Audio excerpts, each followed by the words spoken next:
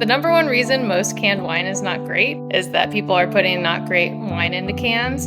Through 2023, we were over 90% direct to consumer. Around that time, shipping and fulfillment costs were raised quite dramatically. Acquisition costs were also getting higher. And we made a pretty big pivot as a company to become a true omni-channel business. Today, we're under 30% direct to consumer, and the majority of the business is our wholesale and now airline partnership.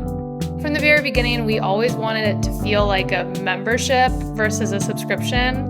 Most of our competitors are taking bulk wine and white labeling it. And what we're doing is a lot harder.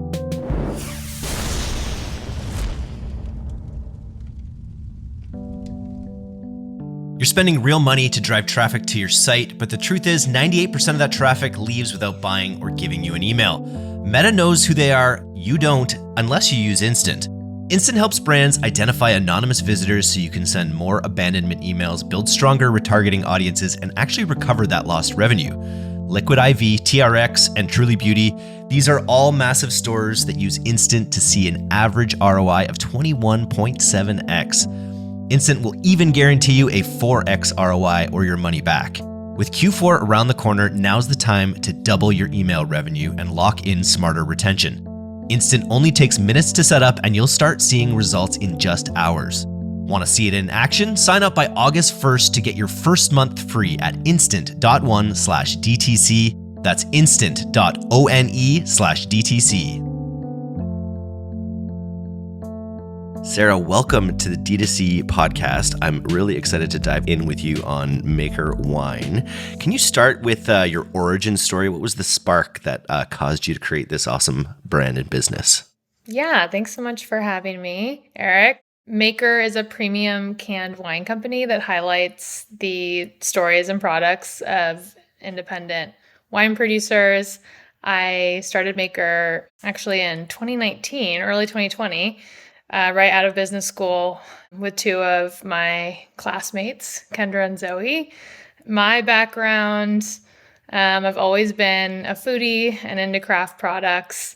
I actually was a home brewer and loved craft beer first before wine, and also hosted a underground supper club in my apartment in San Francisco, where I'd pair local craft breweries, beers, and some of my own home brews with a friend who is a chef's dishes. And my favorite part of that experience was getting to highlight the maker stories. And that's what I think makes food and bev really exciting. I actually was always intimidated by wine and by my own knowledge of wine. And it wasn't until I was in school that I joined the wine club and started visiting local wineries around California.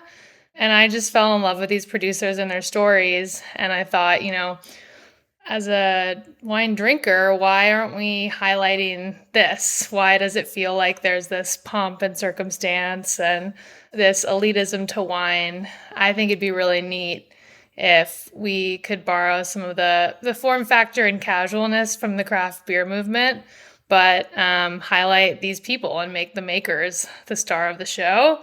As soon as we graduated, my co-founders and I launched a 3-wine pilot, a Viognier, Chenin Blanc, and Rosé, vintage varietal AVA designate wines in cans, and sold to our friends and family and friends of friends. And it sold out, and we knew we were onto something. So that really was the beginning of Maker. Super cool. I love the fact that it's a platform, essentially. More so, you didn't, you did have experience making beer, but you didn't think, okay, let's invest in a winery. You sort of thought about, let's be a platform for these other makers that are already have these amazing stories. How did you select your first wines? Well, as part of the startup process, we had gone out and interviewed dozens of winemakers, and it's a really small, tight-knit community. Once you get to know a few folks, they'll introduce you to their friends and other people they respect. And what was really loud and clear at the time, and still, is that it's really hard to be a small wine producer. These folks are making incredible wines, and for them to get the attention of distributors is really tough. And it's a really fragmented industry. So we felt that with our background in digital and e-commerce sales, we could be this platform. And what was most surprising to me is that we showed up with, Coca-Cola cans with wrapping paper on it to show them what the concept could be.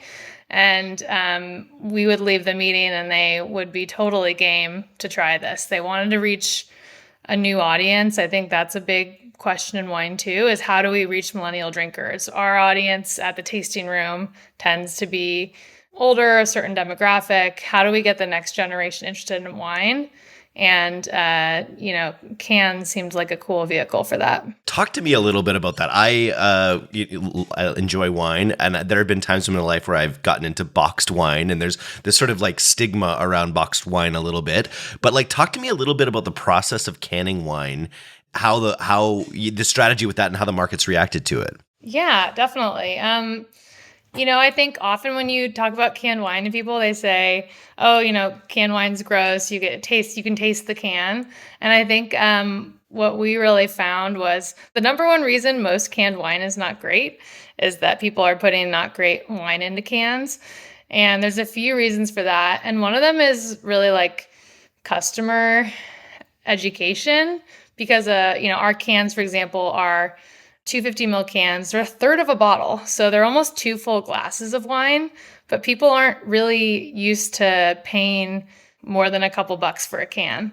So if you, equate that into a bottle cost, in order to make that work, people are putting low quality wines into cans. And I think our thought was if we could lead with education, we could help show that, you can pay a bit more for a can and it's still a really great deal. As far as the actual canning itself, we started with mobile canning lines. So we'd work with a winemaker. They would make the wine in their tanks. And we showed up with a local company called the Can Van, awesome female-led company. And they would pull a canning line out of their truck, hook it up directly to the tank right there. The whole maker team and the winemaker would work the line side by side, and we would be there for sometimes 3 to 5 days canning a vintage. Now we do for our larger cannings, we have a high-speed canning line partner in Geyserville.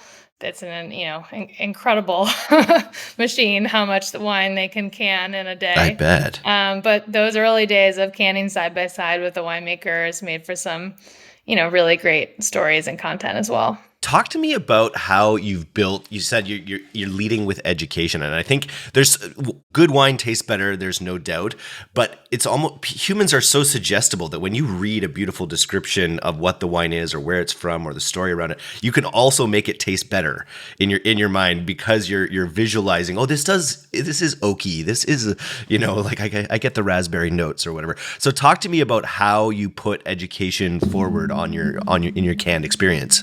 Yeah, and I think one important note is just knowing your customer really well. The sort of feeling I described earlier of being unsure of my own wine knowledge, that's really common in wine. Over 80% of our customers describe themselves as advanced beginners. They're people that know what they like. They are interested in learning more about wine, but they're scared to label themselves experts, but want to be smarter in wine.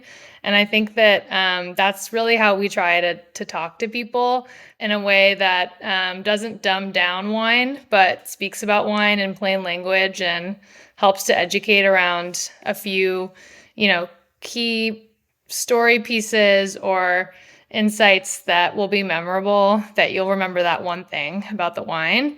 Each of our wines has the signature of the winemaker who made it, a couple of tasting notes, and a QR code for them to visit this landing page that has a blog post, video content, a short 2-minute video of one of our sommeliers talking about the wine in a really fun way. And so for those that want to dive deeper, we definitely create that space. In our subscription can club, we do have a quarterly Meet the Winemaker virtual Zoom. So we'll have the winemaker come on the Zoom and we'll have our club members come on and all crack a can together. And that really, goes back to our roots from launching during COVID and really growing through virtual events and being able to have a single serving of wine while you're at home on Zoom. That's such a smart way to connect the offline to the online. You get that people really interested in the story are going to be maybe interested in a subscription. So getting people onto that website through the QR code is super smart. But you brought up something else really pivotal in your journey in those early days. I remember I started this situation at Pilot House and DTC right at the start of COVID. And in those early days of like drinking together with Zoom, I remember one time the CEO, the founders delivered beer by hand to everyone's home, and we had this local brewery, and we all sat down and drank too much, and it was quite a memorable experience. Talk a little bit about that strategy of hosting hundreds of virtual tastings. Yeah, I mean, it's really the way we built the company in the first 2 years. We had just graduated from business school, and the pandemic had really just kicked off. And we could only sell in California at the time.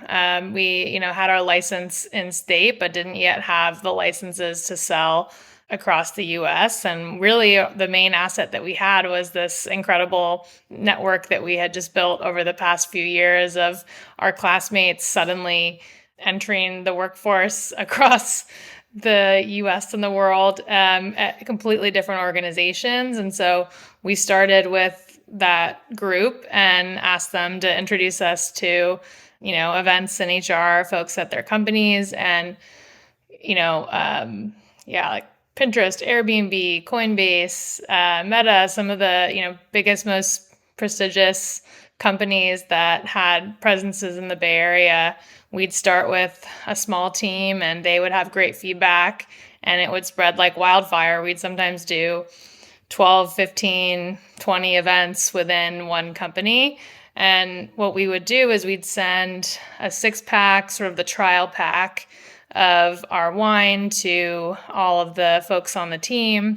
And we'd have the founders at first get on and share our founding journey and then walk through. We typically open 3 wines on the call and walk through. I'm not a sommelier. Walk through not just sort of the wine tasting notes, but talk about the stories, how we met these winemakers, what makes them special, like nuances of the canning process or, funny stories from launching that wine with them. And also let people drink and engage with each other. And besides hopefully being sort of a different fun experience, and the cans are a great vehicle for that because it's almost 2 glasses of wine. So you could open 3 cans and it's 1 bottle. So if you're there, you could have half a can each and then split it with your partner after the call or drink it the next day. And it was a great way to show the utility of wine and also to sort of be an infomercial for Maker. Some of our club customers today or people that I meet, they always reference a tasting that we've done. I still meet people and they go, "Oh, you did this OC fundraiser tasting, and we loved it. Like I joined the club. I've been a club member for 5 years." And so not only was that, it was such a sticky acquisition channel as well as being, very profitable and ROI positive. And it's something we still do to this day. I mean, obviously the demand for virtual tastings has gone down, but we do, for example, work with wine sommeliers and influencers that host their own virtual club events, and they'll partner with us for a tasting. And it's something that we find to be super effective. It's that you're got your own story that you're wrapping into it. You're wrapping in the maker's story.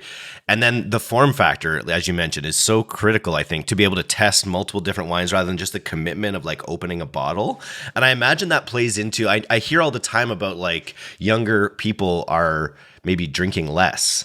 A little bit too. I don't know if you're seeing that, but I feel like the canned experience for so many people, maybe just younger getting into drinking, they have so much experience drinking cans of other things that the form factor probably really helps with some of the trends that are going on. Yeah, I think when we launched, it was like right after the summer of White Claw, So I feel like the convenience of cans was very hot and salient for people. I definitely think the serving size, I mean, we do surveys of our club customers and the number one thing they say is the portion control piece and that they can open a glass and have it after dinner and not throw away an entire bottle. So yeah, or wake up with a headache. Yeah, definitely super key. And then I think also transparency. I think that I personally think that it's not that millennials aren't drinking wine, it's that wine may not be speaking to them. Wine is actually an incredible beverage that fits into what this generation is really looking for. For example, all our wines are dry. They're less than a gram of sugar per can. No additives or really anything added beyond grapes and yeast. And they're from diverse producers that have incredible stories, real incredible artists that are making this product. And I think that people are really surprised to learn that. They say, "Oh, did you make sugar-free wine?" It's like, no, actually, wine is dry wines that are fermented fully are naturally low in sugar and carbs. And I think that the wine industry is sort of cloaked in mystery, and being able to talk about it in plain language can help people see that alcoholic beverages are not health beverages, but in the scheme of what's being drank today, it really actually fits in well with what this generation's looking for. Better than Four Loko. Yeah. Better than Four Loko. Talk to me about your distribution story, because I know you started heavily D2C and sort of viral with these virtual tastings. Walk me through how your distribution has evolved. Yeah, it's really changed quite a bit. Through 2023, we were over 90% direct to consumer and really focused on our online growth. We found around that time, as many businesses, especially in our space, did, that shipping and fulfillment costs were raised quite dramatically, and the acquisition costs were also getting higher. And we made a pretty big pivot as a company to become a true omni-channel business. So today we're under 30% direct to consumer, and the majority of the business is our wholesale and now airline partnership. So you can find our sparkling wine on all United flights in North America, which is really exciting. And we really stopped majorly investing in digital marketing and ad spend and reinvested those dollars into our wholesale marketing, into content, and really profitable growth. And so I think we have a super balanced business, and these channels really feed into each other now. So you might discover our wine on a flight, scan the QR code, join the club. And it's been really incredible to see those benefits. Talk to me about how the airline partnership came about. Yeah, that was an incredible partnership that my co-founder Kendra, who leads our business development, led. She worked closely with the team, and they're really excited to highlight a female-led brand. We, as a team, came together to actually can samples for them to try on this really tight timeline, and has been such a huge partnership for us in terms of visibility. We launched in October, and just in the last few months, I would say, meeting folks in stores, they say, "Oh, I tried this wine on United on the plane." And I'm just really excited to see that partnership grow and to really help with brand awareness for not only us, but for our makers. Our winemaker, whose wine is on the plane, Nicole Walsh, her name is on the front of every can. And that is so exciting to me because, our mission is really to lift up these producers. And now people are going to know her name and her small winery in Monterey. And I'm really excited to see how that impacts her business as well as ours. For the United partnership, it's its own product. Do you have a specialized product that goes to to that vendor basically? We launched that SKU exclusively on United, and it was, an awesome feat from our production team to create that wine. We are now selling that wine through our wholesale channels, so I'm excited to see, the impact of being able to find that wine in your local Safeway, for example. You mentioned your wholesale marketing that you've put a bit more emphasis on, because it's kind of like this isn't, there's obviously wine in all these stores, but it's a bit of a category creator, I imagine, because you're doing this high quality wine in cans. Talk to me about being kind of the first to market in that area and how you've used retail marketing to help with education there. Yeah, and I think this is one area where building a strong online presence was really beneficial for us because we had this incredible online community when we went to buyers to show them that there really is a need there. We also, as a marketing strategy, entered all of our wines into top bottled wine competitions, and they don't know that it's a can, the judges, when they're trying it because it's poured into cups. And so, like, we had these incredible anecdotes and stories of, for example, one of our first ones was the Press Democrat North Coast wine competition. And we had these master sommeliers and judges award, our Viognier best of class white wine, 96 points. And we're just shocked when they found out that this wine came from a can. And, we got a lot of press around that. And I think being able to go to these retail buyers and say, there is a need for high quality wine in a can. This is our industry cred to back it up. A lot of them are, old school, been in the industry for dozens of years and naturally skeptical of cans. That's been really huge for us. So, we often are the highest priced or second highest priced can on the shelf at a grocery store. And I think, sometimes paradoxically within wine, that can indicate quality and help customers realize that this is maybe something different than the cans they're used to seeing on the shelf. I think we also highlight interesting varieties. Most of our competitors are just doing, red blend, white blend, sparkling, and we have 17 different wines. We highlight everything from Anderson Valley Pinot Noir to Cabernet Pfeffer, a super obscure grape, grown in 7 acres in North America. But wanting to do it in a way that is, oh, interesting, what is this? Not in a way that is keeping people out of wine. So we're doing something quite different, and it's been exciting to see our first chain placements come to be. And I think as a way to keep the online audience special, we do have a line of reserve wines, club-only wines that you really can only access if you're a club member. And we've found that is much more compelling to long-term retention than excessive discounting. So that's kind of also been a secret weapon of ours that we can highlight several wines just for our online audience. Talk to me about the club, because I think in the pre-interview you said something like 70% of your revenue comes from the club. Is that that's what ChatGPT reminded me.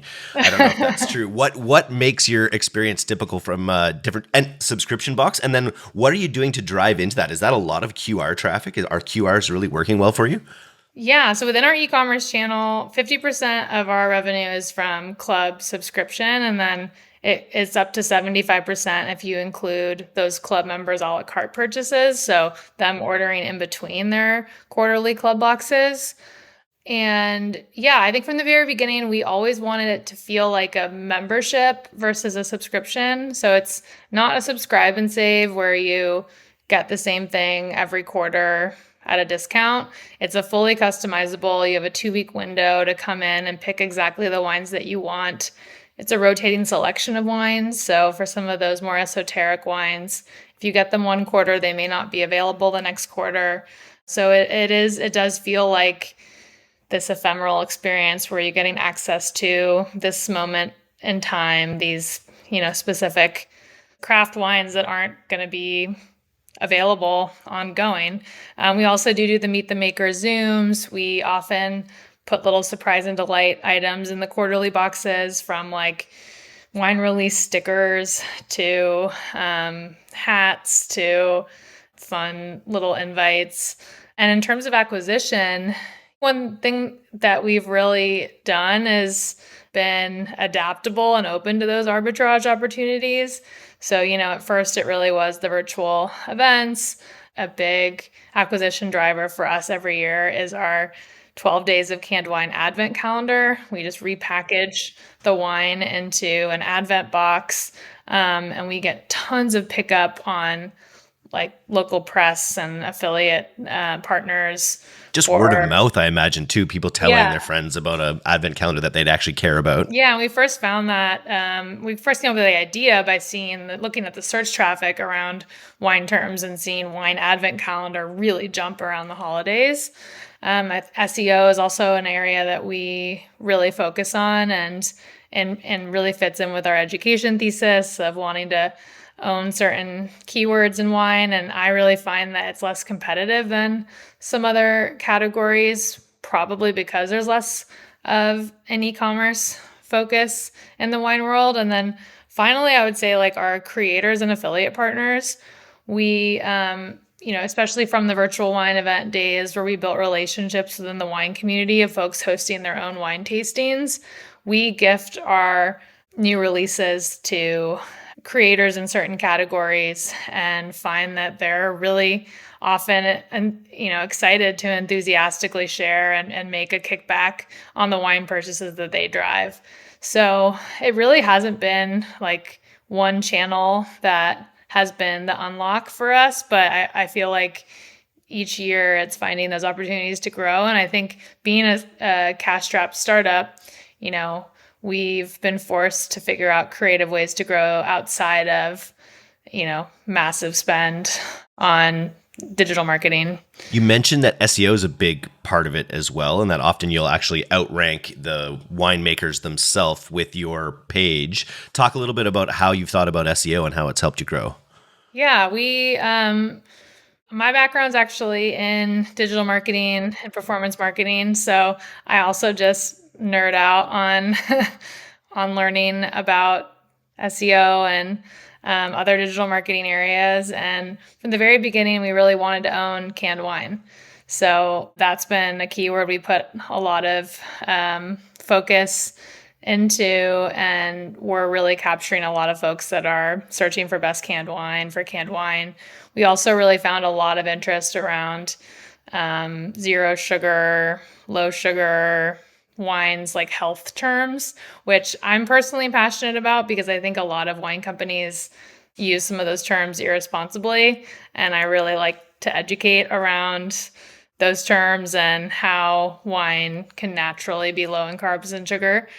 And yeah, we have a very healthy set of blog articles that has helped us to really rank for specific terms. And we're a really small team, a mix of articles that are written by us and by AI. um, and, we sometimes have really interesting articles take off. One of our top drivers to the site for a while was a wine versus White Claw article I wrote in 21 or 22, and basically highlighting that looking at wine and spiked seltzer, I think wine wins for a variety of reasons, and written in kind of a humorous tone. And we got a lot of discourse and interest around that, and it still drives a lot of traffic for us. I feel like when you're drinking White Claw, when you're on the claws, there are no laws. First of all, I've heard, but I just heard when you're drinking, it's like you're drinking nothing in a way. It's like you're just drinking to drink. Whereas with wine, it's like this. It's a deeper experience, right? Yeah, I won't get into any specific brand, but yeah, I think wine is, like I mentioned before, I think dry wines are actually naturally low in carbs and sugar and calories if you're looking for that. But also there's so much more to wine. It's this incredible craft product. There are people that spend months, creating and aging these wines and, really highlighting specific places and terroir. And there's just so much there that's so exciting that it's been fun, especially through some of the educational experiences, to see people light up. I think they have these magical moments as a customer. The first is like finding a wine that you love. And then the second is really like, wow, not only do I love this like mass brand, but now I've found this independent wine producer where I like the taste and I'm really connecting with the person or the story and like being there for that magical moment. And then also saying, we hope that you discover a maker wine and then go join the Winemakers Club, go join their bottle club or go visit their winery and really deepen the connection to both brands. So I think that's a cool, acquisition opportunity too, is that when we launch a new wine, the winemaker we partner with lets their whole wine club know about it. And they often sell the wine in their tasting room. And so people just stumbling into their tasting room, try the can and learn about, the maker project and check us out and get, exposure to more small wineries. So it's this cool network that is ever evolving. Quite the ecosystem. I'm sure some of these wineries you've really like blown up their business too. Like probably for some of them, you're probably their number one channel, I imagine, with especially in the United Air. Yeah, I mean, we have some winemakers where we've doubled our production with them every year.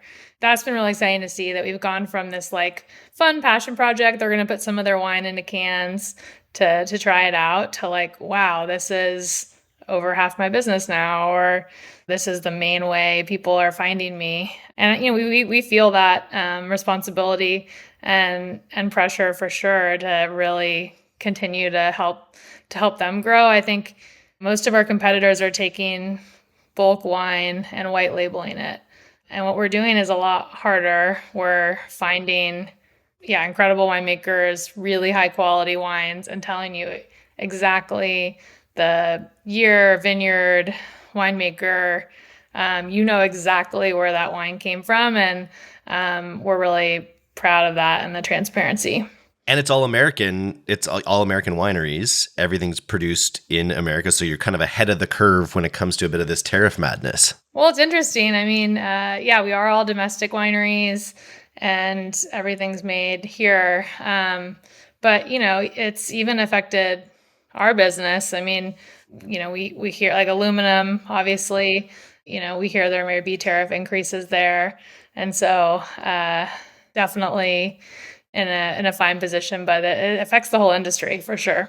Yeah, you might have to go to Capri Sun pouches. I don't know. I have seen wine in Capri Sun pouches. I haven't tried it yet. I think I've learned I'm, especially being called the crazy can lady and putting wine in cans before it was cool. I've learned not to make fun of any format. It could be the format of the future. So I'm all in on Capri Sun pouches. You never know.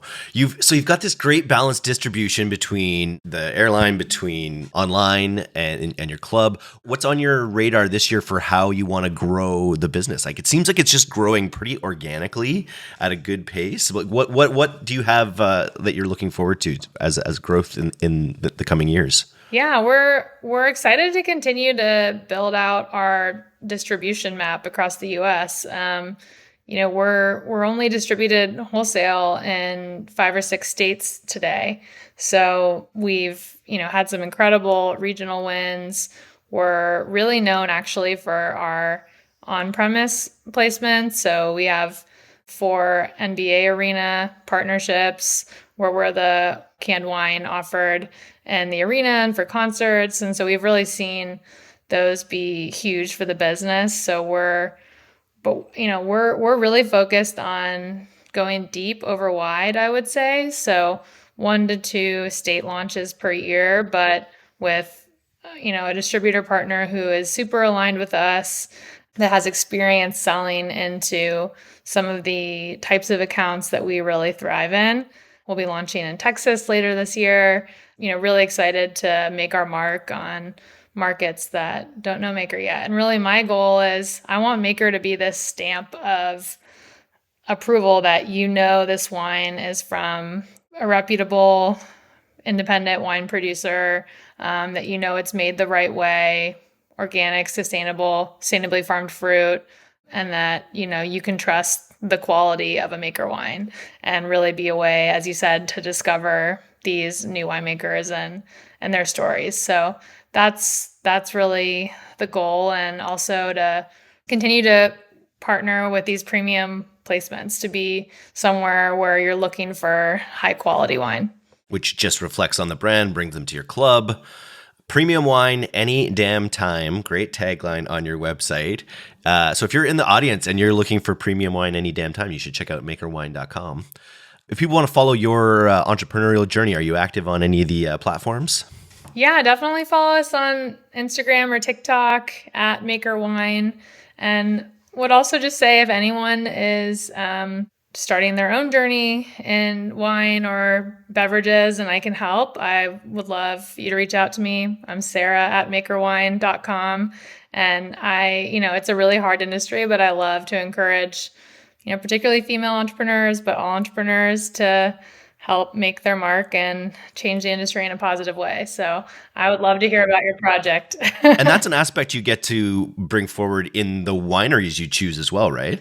When it comes to like who owns the wineries and whose stories you're kind of helping with. Yeah, it's always been important for us to show, not tell diversity. So we really try to highlight interesting stories and people that are doing really interesting things and highlight diverse voices and people from different backgrounds, people that have different stories to wine, different models. So, if you go to our website and look at the wine section, if you hover over the wine, it'll show a photo of the winemaker. And it's, I think we're really trying to connect the winemaker to the wine itself and have you remember the person as you're drinking it. What's your favorite wine these days? Oh, man. It's like choosing your favorite kid. Yeah, it changes all the time. I really love our new vintage of the Orange Vermentino. It's a skin contact white wine from Terra Bagile. She's an amazing natural wine producer out of the East Bay here. It's our third vintage with her, and it's just like so beautiful, juicy. It's a great in between a white and a red if you want to have something with charcuterie or just like a nice aperitif type wine. Great, like whether you're by the fire or on, a raft cruising down a lazy river or something. It's just a really bright, nuanced, juicy light wine. I got to get some for my It's paddleboarding season here in Victoria, so it seems perfect for paddleboarding. I will definitely send you some. It's perfect for that.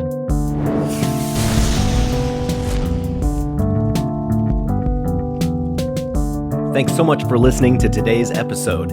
If you're not a subscriber to our newsletter, you can do that right now at directtoconsumer.co. I'm Eric Dick, and this has been the D2C Podcast. We'll see you next time.